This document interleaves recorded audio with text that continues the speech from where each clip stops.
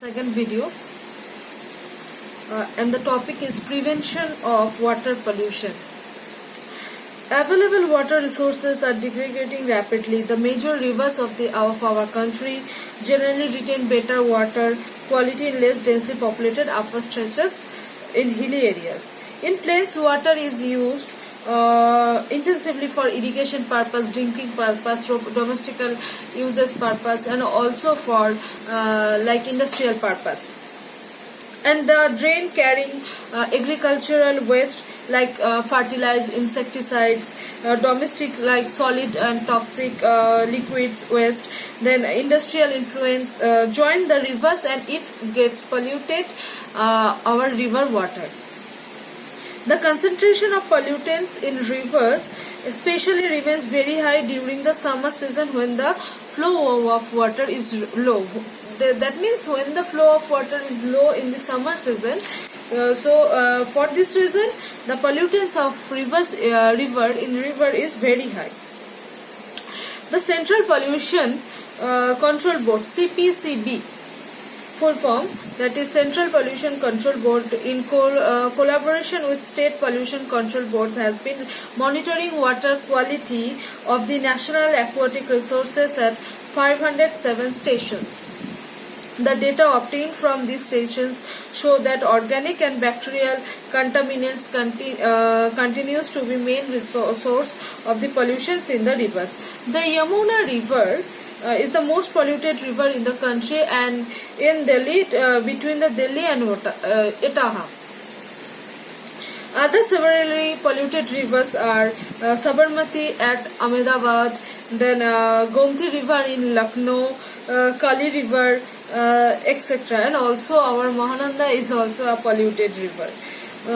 Groundwater pollution has occurred due to the high concentration of heavy and toxic metals in influent fluoride and nitrates at different parts of the country.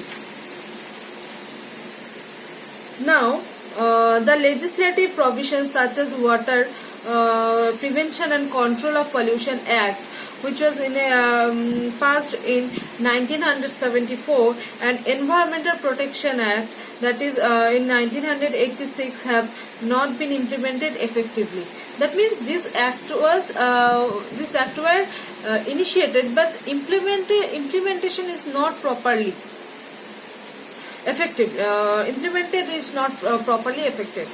The result in that 1997, 251 polluting industries were located along the rivers and lakes. The Water Cess Act in 1977 meant to reduce pollution has also made marginal impact. There is a strong need to generate public awareness about the importance of water and impact of water pollution in our human life. The public awareness and action can be very effective in the reducing of pollutants from agricultural activities and domestic and industrial discharges. And recycle and reuse of water.